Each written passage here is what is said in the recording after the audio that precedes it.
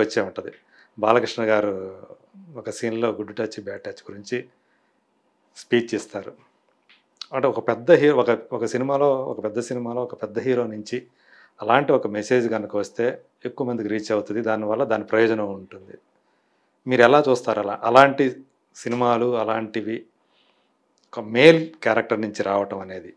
Female character చెప్తే వేరే. ఒక మేల్ క్యారెక్టర్ నుంచి ప్రొటాగనిస్ట్ నుంచి రావటం అనేది దాన్ని మీరు ఎలా తీసుకుంటారు దాన్ని? అంటే అంటే మీరు హ్యాపీ ఫీల్ అవుతారా? ఇలాంటి రావాలి. అంటే ఆడపిల్లల్ని గౌరవించాలి, ఆడవాళ్ళని గౌరవించాలి. ఆడవాళ్ళు కూడా మగవాళ్ళ యొక్క స్పర్శని గుర్తించాలి, గ్రహించాలి అని చెప్పడం అనేది. నేను ఇంకా ఆ సినిమా చూడలేదు. అంటే సినిమా అన్నది చాలా పెద్ద మాధ్యమం. అది ప్రజల్లోకి తీసుకెళ్ళగలదు. ఈరోజు కృష్ణుడు అంటే ఓన్లీ గోపికల చుట్టూ తిరిగే క్యారెక్టర్ అని ఒక రాంగ్ ప్రొపగండా చేసిందే సినిమాలు. అసలు మన రామాయణాన్ని, మహాభారతాన్ని రాంగ్ వేలో ప్రొజెక్ట్ చేసింది కూడా సినిమాలే. జనాలు అదే నిజమని నమ్ముతున్నారు. నేను కూడా అదే నిజం అనుకున్నాను. కాకపోతే ఈ మధ్య తెలుసుకున్నాను కాబట్టి నాలాగా ఎంతమంది తెలుసుకున్న వాళ్ళకి మాత్రమే తెలుసు, కానీ మిగిలిన వాళ్ళకి తెలియదు. ఏ సినిమాను ఉద్దేశించి అన్నారు ఇది? కొన్ని సినిమాల్లో ఎంతసేపు కూడా కొన్ని రాంగ్ ప్రొజెక్షన్స్ ఉంటాయి. అంతా ఒకటి సినిమాటిక్ లిబర్టీ పేరుతో రాంగ్ ప్రొజెక్షన్స్ చేస్తూనే ఉంటారు. అంటే ఈ మధ్య ఆదిపురుష్ వచ్చింది. అదొక బ్లెండర్ డిజాస్టర్, ఒక డర్టియెస్ట్ సినిమా. అది తీసిందే ఏంటంటే జనాల్ని, హిందువుల్ని డివైడ్ చేయడానికి. ఓకే, ఫస్ట్ మీరు గుడ్ టచ్ బ్యాడ్ టచ్ గురించి అంటే హీరోల ద్వారా చెప్పించడం చాలా సంతోషం. ఆ సినిమా కాన్సెప్ట్ అంతా కూడా ఎక్కడ హీరోయిన్ పాత్రని గ్లామర్కే పరిమితం చేసి హీరోతో డైలాగులు చెప్పిస్తే మాత్రం చేసేది శివ పూజలు, దూరేది ఇంకేదో అన్నట్టుగా ఉంటుంది. అలా కాకుండా హీరోయిన్ పాత్ర కూడా చాలా రెస్పెక్టెడ్గా, నేనైతే విన్నా శ్రీలీల పాత్ర చాలా బాగుంది. అలా చూపిస్తూ ఇలాంటి ఒక డైలాగ్ చెప్పించడం సంతోషమే. అట్ ద సేమ్ టైం వాళ్ళు రియల్ లైఫ్లో కూడా అది ఫాలో అయితే ఇంకా బాగుంటుంది. మళ్ళీ హరహర మహాదేవ మళ్ళీ చేసేది శివ పూజలు, దూరేది ఇంకెక్కడో అన్నట్టు చేస్తే మొన్నే చూసా ఓటీటీలో. చూసి పోస్ట్ పెట్టేసా. అది ఫస్ట్ టీజర్ వచ్చినప్పుడే టీజర్ మీద మేము నా ఛానల్లో మంచి డిబేట్ వేసుకున్నాం. మేము ప్రతి సీను అదొక వర్స్ట్. దాన్ని పట్టుకొని ఇక మనం ఇంకా ఎట్లాగైనా మన రామాయణాన్ని మనం కించపరచకూడదు, మనం అవమానపరచకూడదు అని చెప్పేసి ఒక కేటగరైజ్డ్ హిందూస్ దాన్ని పొగిడే ప్రయత్నం చేశారు. ఇక నాలాంటి నేను ఎంత కట్టర్ హిందుత్వవాదినైనా సరే మా నేషనలిస్ట్ ఎవరైతే నేషనలిస్టిక్ ఫీలింగ్స్ ఉన్న వాళ్ళతో నేను 100% వ్యతిరేకిస్తాను. ఎందుకంటే ఇది నా opinion. By God's grace, by Lord Rama's grace వల్ల సినిమా దొబ్బింది కాబట్టి సరిపోయింది. లేకపోతే రేపు పొద్దున ఫ్యూచర్ జనరేషన్ కిడ్స్ చూస్తే ఓ రావణ్ ఇట్లే వెల్డింగ్ వర్క్ చేసుకుంటూ ఉంటాడేమో, సీతమ్మని ఇట్లా చెప్పి గాల్లో ఇట్లా దయ్యంలాగా తీసుకెళ్ళాడేమో. బికాజ్ యానిమేషన్ క్యారెక్టర్స్ అంటే వాళ్ళకి ఇష్టం కదా. రావణ్ అంటే పిల్లలు అనేస్తారు, ఏ దిస్ రావణ్ ఈజ్ హ్యావింగ్ కిరీటం, no Ravan should be having all spike hair style కదా అంటారు పిల్లలు. అది కాదు కదా. ఎవరెవరో దేశాల వాళ్ళు మనకు ప్రెజెంటేషన్ ఇవ్వటానికి కొన్ని సంవత్సరాల క్రిందట యానిమేషనే ఎంతో బ్యూటిఫుల్గా చేసి ఇచ్చారు. సౌత్ కొరియా వాళ్ళైతే ఇక మన దేశానికి వాళ్ళ దేశానికి సంబంధాలు ఉన్నాయి. వాళ్ళ మొదటి మహిళ ఇక్కడి నుంచి వెళ్ళిందనో, మన దేశపు మట్టి అనో ఇప్పటికీ మనల్ని గౌరవిస్తూ ఉంటారు. అసలు మన వాళ్ళ అయింది దారుణం. ఇంకా అట్లాంటి వాటి గురించి మాట్లాడడం. మనకు వ్యతిరేకం ఎవరో కాదు, మన వాళ్ళే. తర్వాత మీరు కొంతమందికి సపోర్ట్గా మాట్లాడుతూ ఉంటారు. అందులో సమంత. ఓకే, సమంత గురించి అప్పుడు 2 ఏళ్ల క్రితం ఆమెని అంటే అప్పుడు అంటే మీరు తెలిసి ఆ మాటలు అన్నారా, లేకపోతే ఎవరన్నా చెప్తే ఆ మాటలు చెప్పారో నాకైతే తెలియదు. ఒక వీడియో మీరే రిలీజ్ చేశారు, ఒక సెల్ఫీ వీడియో. ఆమెని ఒక డబ్బు సంపాదించే మనిషిగానే చూశారు. ఆమె కోట్లు సంపాదించుకున్నా కానీ తనకు సమాజ సేవ చేయాలని కానీ అందులో డబ్బు తీసుకోవడానికి లేదు. కేవలం ఆమెకి లక్షలు కూడా కాదు, 1000 మాత్రమే ఇచ్చేవాళ్ళు అని మీరు ఆమె అలాంటి జీవితం బతికే కంటే శుభ్రంగా బయటకు వచ్చి ఇప్పుడు తన జీవితం తను జీవించడం బాగుంటుంది అని చెప్పేసి ఒక చేశారు. అది నిజంగా మీకు తెలుసా అని నాకు అంటే అది అనిపించినప్పుడు కూడా నేను విన్నది, క్లోజ్ సర్కిల్లో విన్నది. That is one point. ఇక విడాకులు తీసుకోవడానికి అదొక్కటే కారణాలు అని మనం చెప్పలేం కదా. భార్యాభర్తల సంబంధాలు అనేవి ఎన్నో విషయాల మీద ఆధారపడి ఉంటాయి. అది అందులో ఇంకోటి కూడా మీరు ఏమని చెప్పారంటే ఆమెకి తల్లి కావాలని ఉంది కానీ ఆమెని అది కూడా దాని నుంచి కూడా దూరం చేశారన్నట్లు మాట్లాడారు అందులో. జనాల కామెంట్స్కి దాన్ని అలా నీకు మదర్ అవ్వాలని లేదు, నీకు తిరగాలని ఉంది. ఇది ఎలా అయిపోయిందంటే సొసైటీ జడ్జిమెంటల్. ఇప్పుడు హీరో హీరోయిన్ పెళ్లి చేసుకున్నారు, వాళ్ళిద్దరూ విడాకులు తీసుకున్నారు, వాళ్ళు సావు వాళ్ళు చేస్తారు. కానీ మా హీరో తోపుగాడు, కానీ ఆ హీరోయిన్ బరితెగించింది. అంటే ఆడది అంటే జడ్జిమెంటల్. ఇంక ఎవరన్నా కానీ నువ్వు అలాంటి పాత్రలు చేసావు కాబట్టి నిన్ను వదిలేసిండు, నువ్వు అట్లాంటి రోల్స్ అట్లాంటి డ్రెస్సులు వేసుకున్నావు అంటే డ్రెస్సే క్యారెక్టరా? What is the meaning of character? ఇది ఎట్లా ఉంటుందంటే శీలం అంటే ఆడదానికి మాత్రమే ఉండేటటువంటి ఒక ప్రత్యేక పదార్థం అని చూసే సమాజం ఇది. పితృస్వామ్య సమాజం అన్నది. What is the meaning of శీలం? గుణం కదా. శీలం అంటే ఏమిటి? గుణం. అది వస్తువు కాదు, అది ఆడపిల్లకి మగపిల్లోడికి ఇద్దరికి ఉండాలి. కానీ ఈ పితృస్వామిక సమాజంలో ఎంత మంచి హీరో, మా హీరోకి ఈమె డిజర్వ్ కాదు.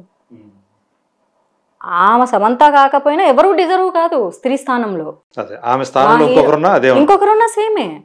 ఆ స్థానంలో సమంత కాకపోయినా ఒక నార్మల్ ఎవరో వీళ్ళకి తెలియని ఒక బిజినెస్ మ్యాగ్నెట్ కూతురుని వచ్చి చేసుకొని ఆమె విడాకులు తీసుకున్నా అది బిజినెస్ దానికి డబ్బులు ఎక్కువ అయ్యి కొవ్వు బట్టి మా హీరోని వదిలేసింది.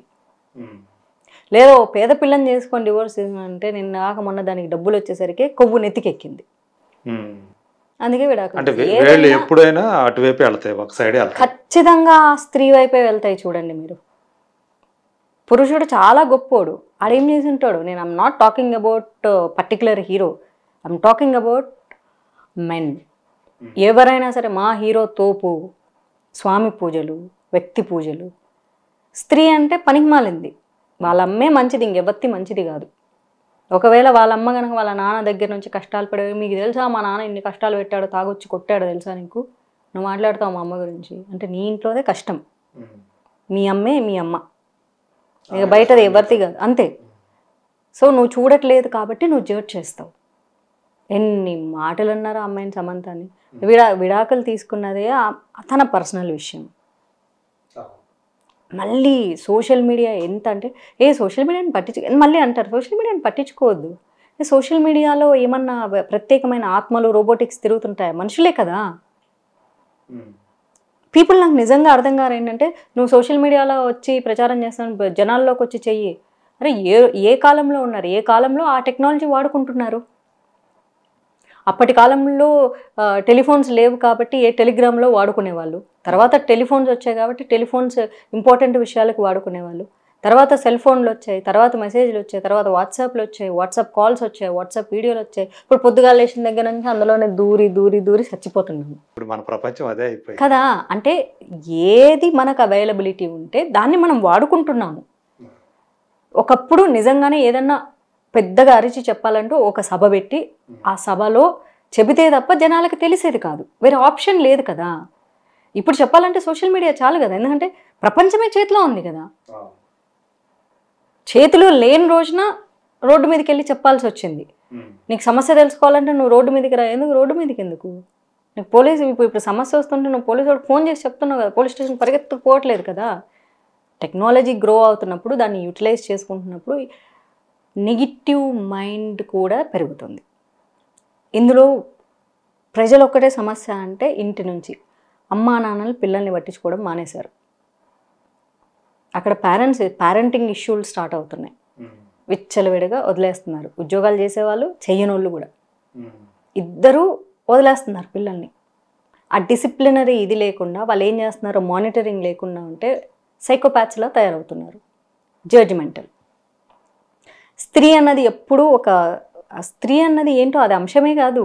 ఆమె ఒక యాక్చువల్లీ చెప్పాలంటే నేను ఏం చెప్పాలి, ఆమెది ఒక అణగారిన జాతి, ఓ తక్కువ. స్త్రీని ఒక ప్రాణిగా కాకుండా ఒక వస్తువుగా మళ్ళీ అంటారు నువ్వు ఇప్పుడు కూర్చొని మీడియా ముందు మాట్లాడుతున్నావు అంటే అలా మాట్లాడిన దాని కిందే కదా మీరు కామెంట్ చేస్తున్నారు.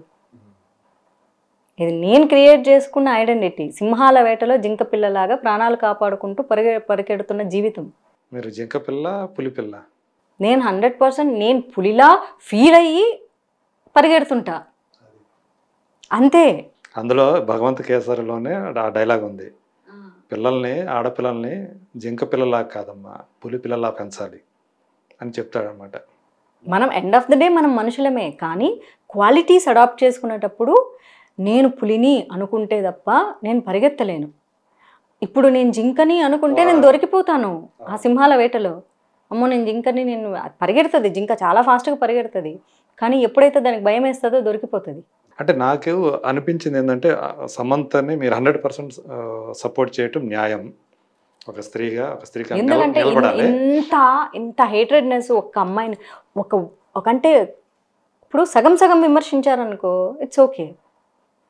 హీరోని హీరో చేసేసి ఈ అమ్మాయి ఒక పనికి మాలిందంటే ఏమీ తప్పు లేదు అస్సలు. తప్పంతా ఏమిదే, బంగారం లాంటి మనిషి.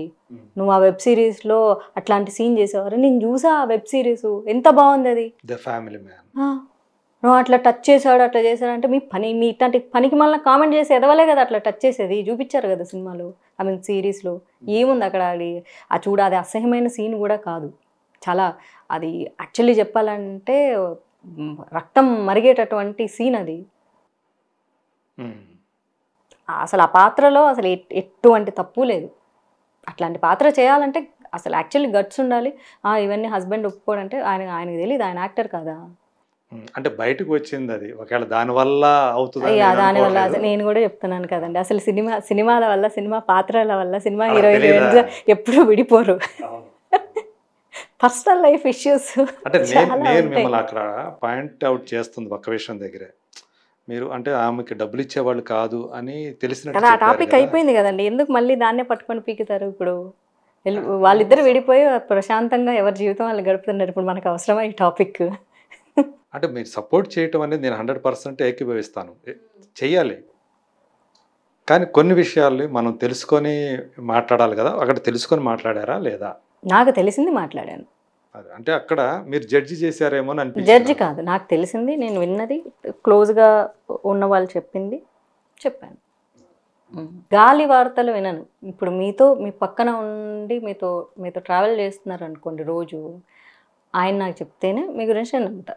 ఎందుకంటే మీతో రోజు 10 గంటలు ఉన్న వ్యక్తి చెప్తేనే నమ్ముతా నేను, లేకపోతే నేను నమ్మను. అది ఆ క్లారిటీ కోసమేనండి నేను అడిగింది. అంటే మీ ద్వారా అది బయటకు వచ్చిందంటే, ఆ వీడియో వెళ్ళిపోయిన తర్వాత నేను మళ్ళీ ఫోన్ చేసి అడిగితే బెటర్ ప్లీజ్ వద్దు మాట్లాడొద్దు అన్నారు. అక్కడి నుంచి మీకు అది మీరు రిలీజ్ చేసిన తర్వాత అటువైపు నుంచి కానీ మీకు ఏమైనా కాల్స్ రావటం? ఎవరికి కాల్స్ చెయ్యరండి. మీరు డ్రగ్స్ దొరికాయంటేనే ఎవడు కాల్స్ చెయ్యడు.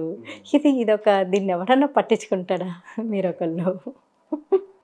కాకపోతే సోషల్ మీడియాలో మాత్రం రాసేవాళ్ళు రాసేస్తూ ఉంటారు. అది అంతే. నేను చెప్పాలనుకుంది నేను చెప్పా. తర్వాత కూడా అనుకోకుండా కోపంలో చెప్పేశానంటే చెప్పుకొని ఉండాల్సింది కదా, ఇంకా చెప్పొద్దులే అన్నారు. ఆ తర్వాత మాట్లాడలేదు నేను. ఫ్లోలో ఒక్కోసారి కొన్ని నిజాలు అట్లా బయటికి వెళ్ళిపోయిన తర్వాత ఇక దాన్ని మళ్ళీ ఏం చేయలేం, అప్పటికి ఆపేసుకోవడం తప్ప. సరే. కొంతమంది సినిమా ఇండస్ట్రీలో ఉన్నవాళ్ళు, అమ్మాయిలు, వాళ్ళు తాము ఎదుర్కొన్నటువంటి ఎవరైనా కాదు మేల్స్ అబ్యూజ్మెంట్, సెక్సువల్ అబ్యూస్ గురించి మాట్లాడుతున్నారు వాళ్ళు. ఉదాహరణకి మనకు బాగా ఇప్పుడు సోషల్ మీడియా కూడా బాగా యాక్టివ్గా ఉండే చిన్మయ్య ఒకరు, తెలుసు కదా Chinmayya. So singer, dubbing artist. Incidentally ఆమె సమంతకి డబ్బింగ్ చెప్తా వచ్చింది మొన్నటి దాకా కూడా. వైరముత్తు గారి గురించి ఆమె ఇప్పటికీ స్టిల్ ఎప్పుడో నుంచో ఎదుర్కొన్నటువంటి ఆ విషయాన్ని అలుపెరగకుండా ఇప్పటికీ ప్రస్తావిస్తూ పోరాడుతూనే ఉంది ఆ అమ్మాయికి. కానీ ఆ అమ్మాయికి బయట నుంచి వస్తున్న సపోర్ట్ కంటే విత్ ఇన్ ద ఇండస్ట్రీ నుంచి వస్తున్న సపోర్ట్ చాలా తక్కువగా ఉంటుందని అనిపిస్తుంది. ఈవెన్ మాధవిలత కూడా ఎప్పుడు దాని గురించి మాట్లాడినట్టు నేను వినలేదు. ఏది చిన్మయ్యకి సపోర్ట్ చేస్తున్నా? లేదు లేదు అంటే అంటే తనది తమిళనాడులో జరిగిన ఇష్యూ గురించి మాట్లాడుకుంటూ